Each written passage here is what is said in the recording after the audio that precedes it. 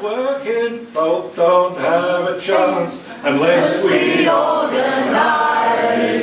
Which side are you on? Which side are you on? Which side are you on? Tell me, which side are you on? I just want to say that I'm getting a little bit sick of politics, Green and Labour, and I'm a Green and I love Greens more than anything. But Labour, Doug Cameron style, you know, great. But I do think that it's time we started seeing what unites us. Now, if the devil's in the detail, nature's in the bigger picture. And I really think that climate change is the biggest unifier we've ever had in terms of political parties, global peace, etc. Now, just on Tony Abbott and his ilk and everyone else, addictive systems that I suspect we're really dealing with here, that our politicians are essentially addicts. And we're going to be just as mad as they are if we try to change them without changing ourselves. And I really do think it's time we started to look at our own selves.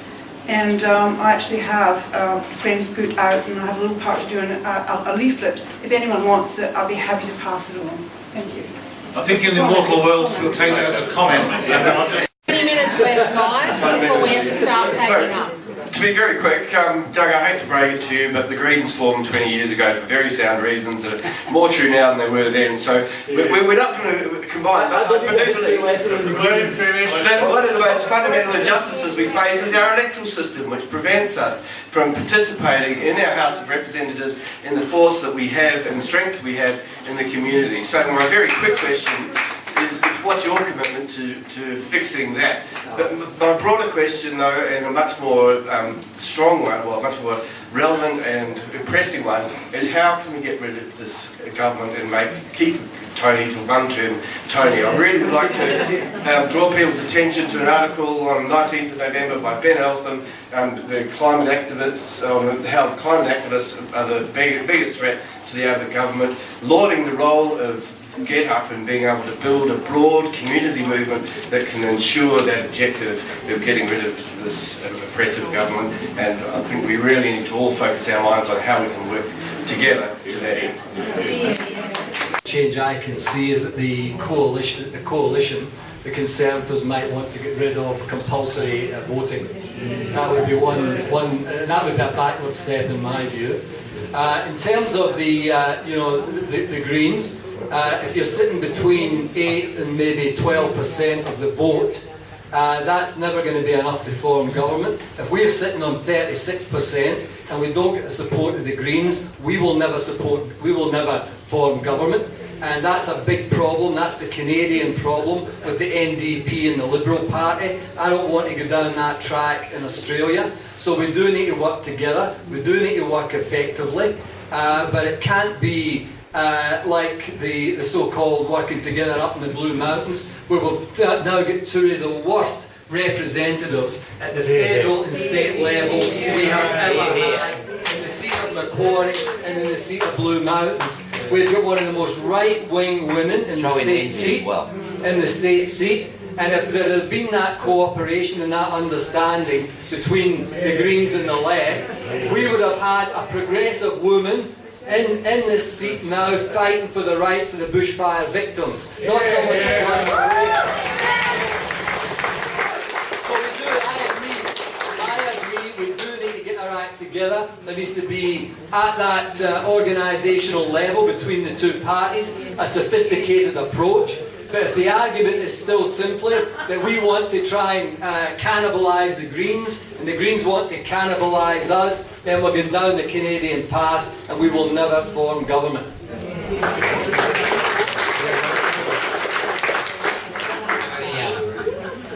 I must say I lost my enthusiasm. I don't know why. It's enthusiastic.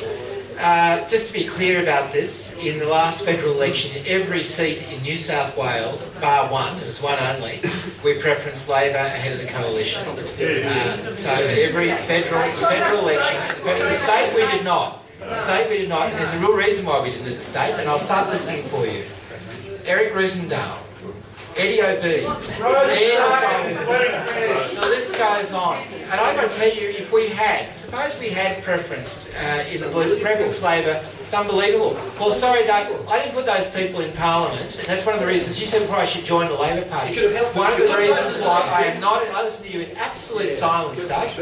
One of the reasons why I'm not in the Labor Party is precisely because of Eric Rosendale and Eddie O'Bee and all the others. I have certain standards about who I'll be with. I just want to say this. I want to stop this because I think it's destructive. I want to say just one last thing.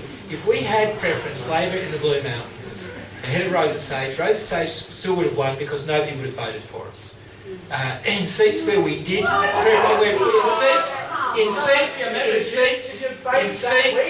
in seats where we did preference Labor, our vote collapsed.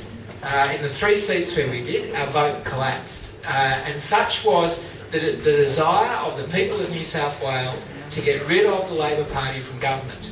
And to be honest with you, I have always preferenced Labor in everything I've done. But I've got to say, by the end of the Keneally government, I found it extremely difficult to do so. And unless and until we all face up to what happened in the last 8 years of the Yemma, Rees, Keneally governments, unless and until we face up to that and we have an honest analysis about it, we'll just keep going around in circles. Can I go to the substance of the question? How do we get rid of a one-term Tony? How do we make him a one-term Tony? Which I think is a more important and interesting question. He'll do it himself. I'm sorry? He'll do it himself. Well, I wish that were true. I don't think it is. I think there are some lessons. There was a moment in history called the 2007 federal election. You're right, 2007 federal election, in which Labor was deferred. I got the right year. Yeah, it's a 2007 federal election in which there was an alignment of forces. The union movement was absolutely determined to make people understand what the depth of what John Howard was doing, and they did an extremely good job. Your Right to Work remains the beacon textbook campaign for all of us. The second thing that happened was that the social movements of our country, who are normally moderately effective, became extraordinarily effective at talking about what the consequences have been of 10 years of coalition government. The Labor Party found its voice, the Greens found their voice, the Socialist Alliance found their voice. The entire, we talk about the left as being left of the Labor Party and the Greens. I'm sorry, there are other forces on the left of the Labor Party, on the left, who are not in the Greens and who are not in the Labor Party, who play an equally important role. All of us found our voice, all of us found our message, and it worked. And it wasn't that we were talking about preferences, although that worked well. What we were talking about was the conversations we had with the community. The song that we sung was in unison. The songs of what we need to do to make, as Doug puts it, a better Australia, as I put it, a more socially just Australia. The songs we sung. Well, I remember being in 2004 with Doug at the South Coast Labor Council's meeting in Bomaderry and debating Joanna Gash over what was the emerging Your Rights at Work. And it was a great meeting because we had the same message. We said it from different perspectives. We said it in different ways. But we had the same message. Getting back on message. And the only way, and I argue, and I said it when I said it, I was not partisan because I was critical of the Greens, and I am critical of what we've done. I think it's time for everybody to be critical of everything we have done in an honest and open way. And only by doing that, only by understanding the errors of what has happened, and by building on that, can we get back onto a message that will resonate with the community and will make him a one-term Tony.